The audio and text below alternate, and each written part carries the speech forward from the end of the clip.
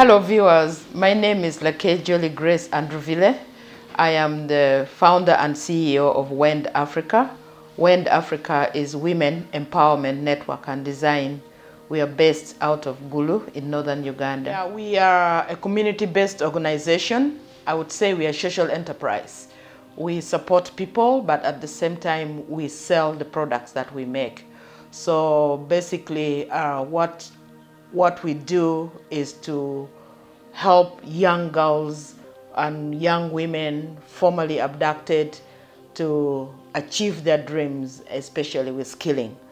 So what did we do? How did we do it? What happened way in 2003 when we started Invisible Children that was advocating for the end of the war in northern Uganda.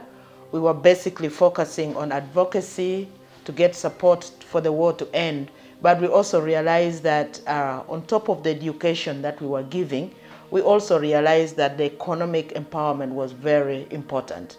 So we used that program of economic empowerment and we named it Mend because we were mending the heart of the women. And we produced a lot of products that we sold out to help us raise funding, and which was very successful. We raised about 60 billion, built 11 government schools, paid 10,000 children in school. But when peace came to northern Uganda, things changed. So we said instead of aid, let's move into trade. So we changed from Mend and I changed it to Wend, which is now Women Empowerment Network and Design. So the same women continued with their work. We produce products, we produce handbags, we produce crafts, and we've been selling it. We have been selling it in Uganda, we have been selling it abroad, and we have managed to hit bigger markets. Our mission is actually, one, we want to empower the community through skilling, because that is one way that the young people are able to get employment. Our second vision is that the world has grown because of the products they make. So for us, we believe that the products we make from Uganda should first of all be consumed in the country, but also hit the outside market. And our vision is to ensure that we progress in industrialization, because it is very, very important for our country to produce and sell. So that is our core value. The aim of objective for this is actually to empower the women. Let the women have jobs, let the women get education, because most of these women are school dropouts. So one of the vision that we have is actually to give them basic training in literacy, finance literacy. Those are some of the basic things that we do. One thing that I want the world to know is that after 20 years of war and 2 generations, I would say, is gone, a generation that depended on handouts, these have had a big effect. Leave alone the ordinary poverty that we talk of, but the trauma. And then people in northern Uganda are so, I would say, traumatized in a way that I feel the self-esteem is completely down. And as such, with the lack of employment, with the poverty, the lack of education, is very, very difficult right now for the youth, the young people in northern Uganda to recover. And as such, what we are looking at is to give the basic. One thing that I know is that so many formerly abducted are still struggling. A lot of them are struggling because, one, they came back with children.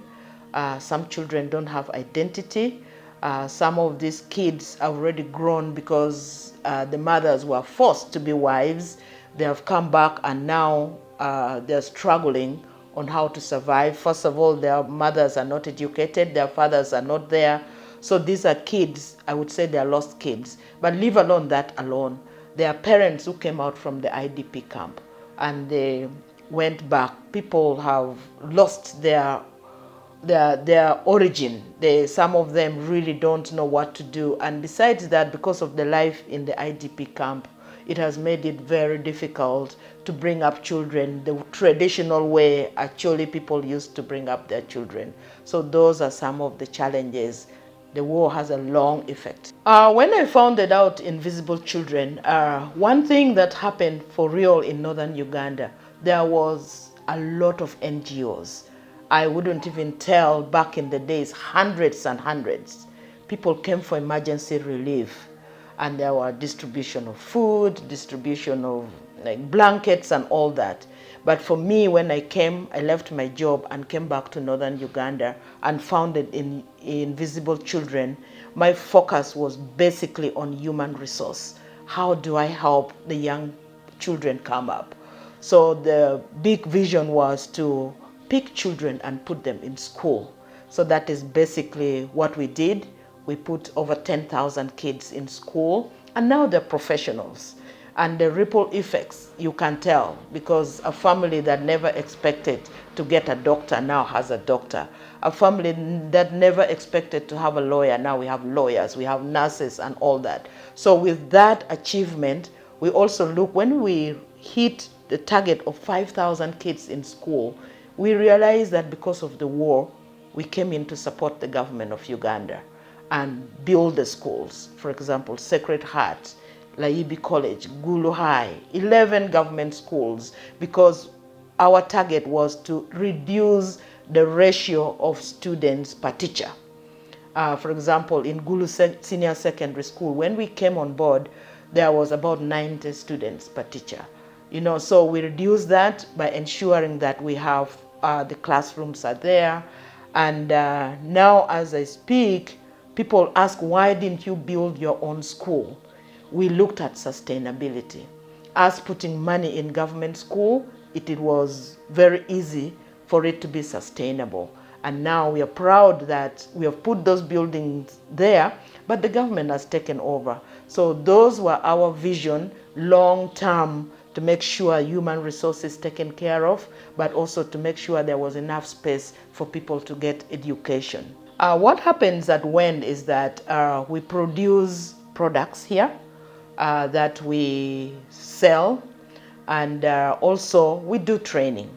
Actually, why we are a social enterprise is because we also sell and receive money, but also we provide free training.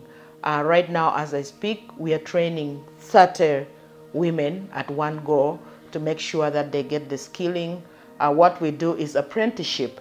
Some of them who are very highly skilled, we keep them to continue working with them. But some of them, we give them opportunity to go out there and actually look for jobs or start their own tailoring center. So that is basically what happens here. And we are proud that right now, every product that we are making, for example, now we are championing Uganda leather. We are very proud of His Excellency, the President of Uganda, for the vision of having a tannery in Uganda. When we discovered that, that was a game changer for us. Because originally we used to get leather from Los Angeles, or we get from Ethiopia. Sometimes we bring from China. But now we have tested for the last 1 year, ever since we started buying the Uganda leather and started selling it in the outside market. It has actually proven to be the best leather ever. And it has changed how we sell our product, because now the quality is much higher than what we used to do. Because originally we used to think it was craft, African craft and all this, but now we really produce products that internationally we can compete with other people. Basically, actually people who are mainly doing agriculture. I would say it was mixed farming. When I was growing up, here was a mixed farm. There were people who are rearing animals, but then there were also people who are doing farming. So now basically the challenge, I would say, of what has shocked people is like when the Balalo came, the number of cows they have. And when you realize that the people here have nothing. So that has created a kind of rift. But also when you realize the question that you always ask, how did they get to that land? I have asked that question. How did they get to that land? And one thing that you look at, people here, because of poverty and because of lack of exposure, they're actually disposing of their land at a very cheap cost.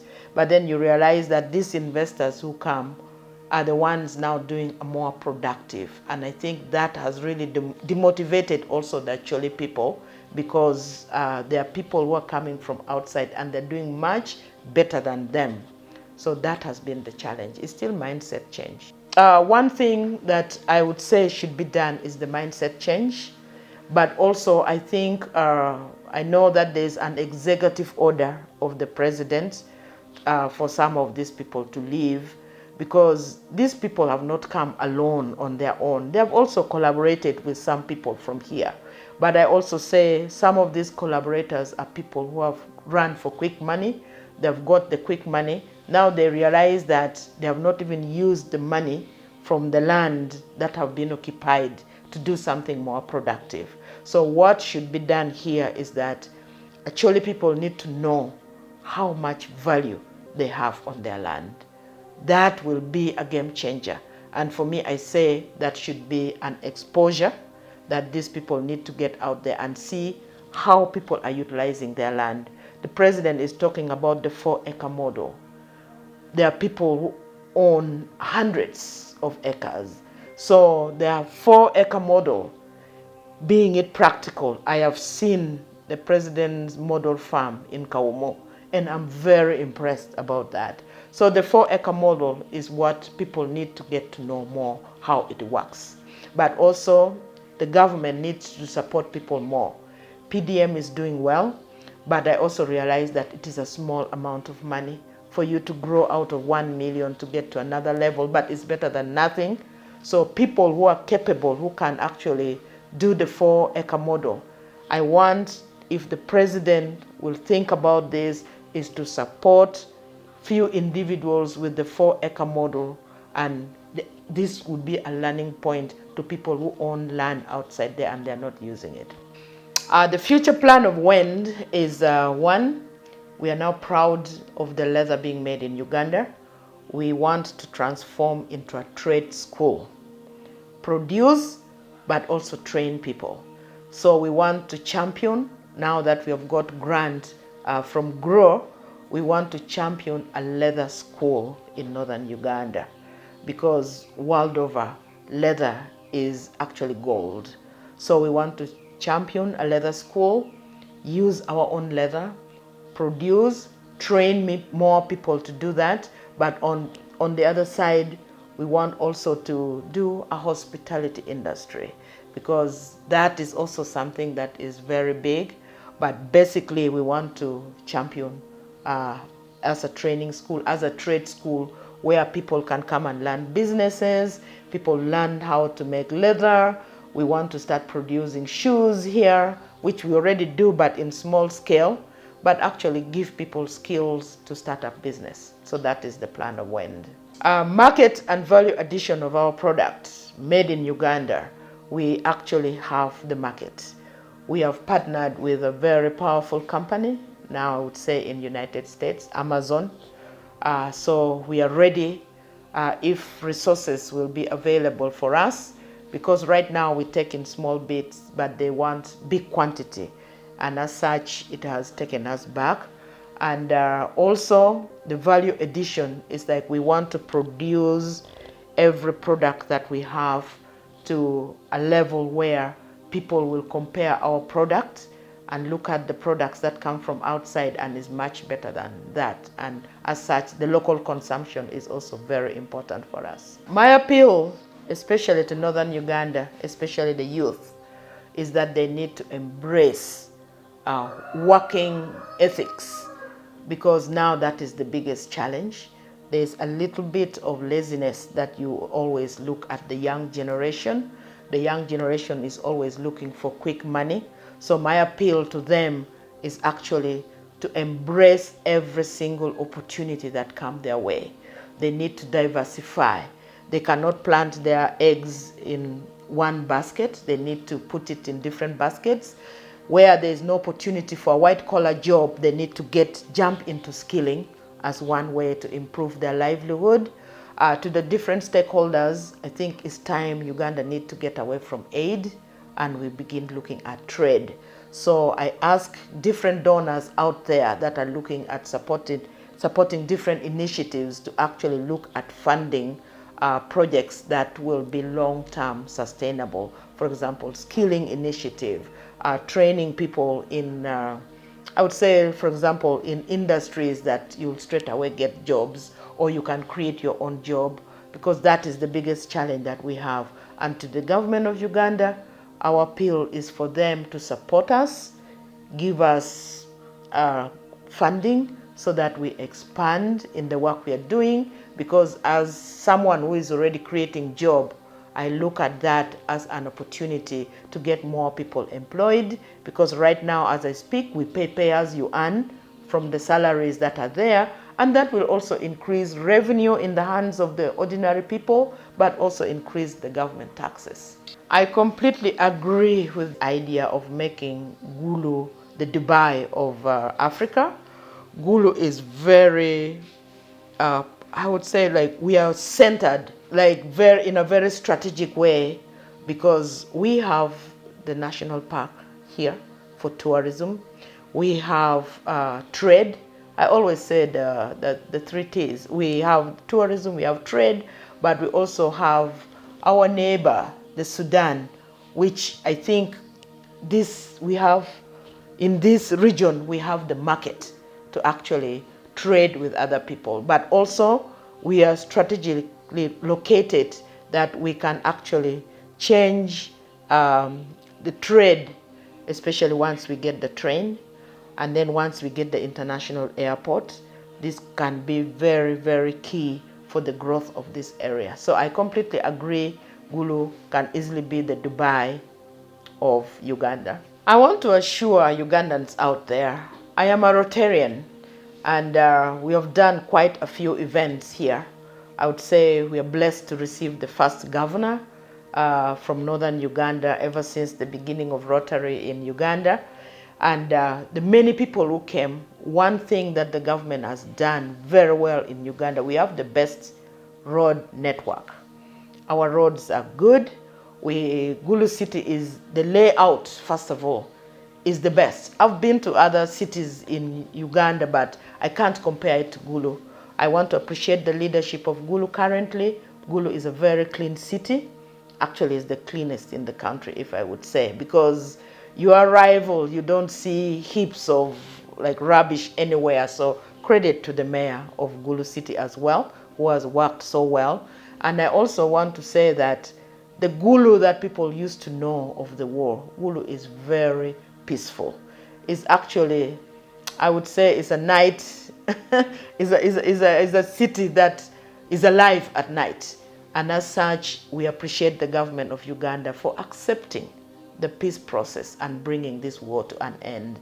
And all those organizations, internationally, locally, I would say the countries that were involved in bringing peace to northern Uganda, they don't know what we have achieved, because 15 years ago, even here, we would be left with 2 hours to leave, and you would start seeing people leaving to go and sleep on the street.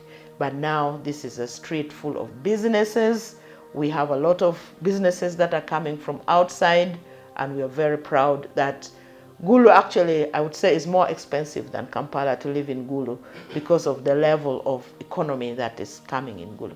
My message to the people who are so heavily involved in corruption, they have become a cancer that is killing our country. And for me, I buy the initiative of the president for using women. I am here, I say I'm a role model in my community.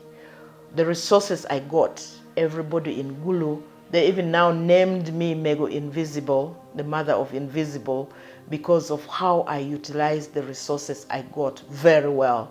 And as such, I've looked at not just being a businesswoman, but I've also looked at, now I'm looking at taking up leadership at a national level, so that out of my success story, the achievements that I've got, I can take it to the national level, and the discussion can change from I have the best experience of aid to trade, which I can share with my community. So I really appreciate empowering the women. My own appeal is that the fellow women that have been empowered should actually hold the hands of very many women. Because if you want anything to be successful, put a woman, it will work out. I have been over-empowered, I would say. I've traveled all over the world, but I'm a properly married woman with 4 children. And I think that's why I'm taking up leadership, because I want a leadership position so that people can see from me. 30 years of marriage, happy marriage, good children, disciplined children, and I think it's doable. And I feel the empowerment of women should not take away their values of their family. That is key. Money should not make you look at your husband as someone else.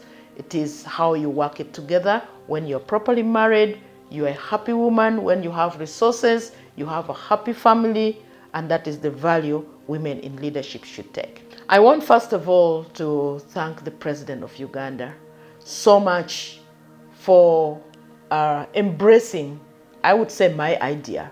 Because in 2005, when I met up with him in Gulu Barracks, we interviewed him about his vision about the country, and I'm seeing it coming the way he talked about it.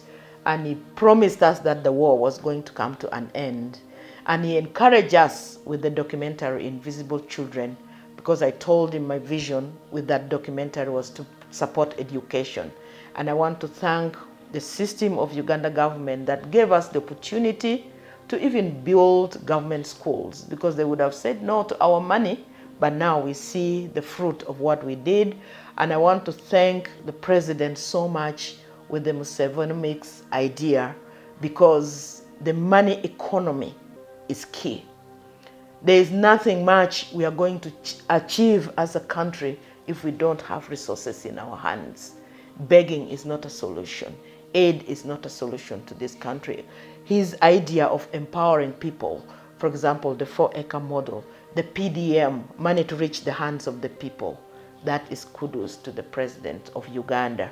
And to General Salim Saleh, who actually supported me with $5,000 to start Invisible Children.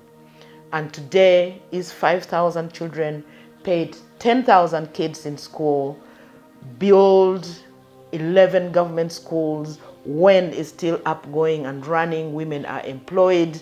More training is coming. I cannot thank him enough. Because if he had not supported me initially from the start, and I want to thank the daughter Esteri, because she's my friend who brought me together with his father, General Salim Saleh. And the rest is history.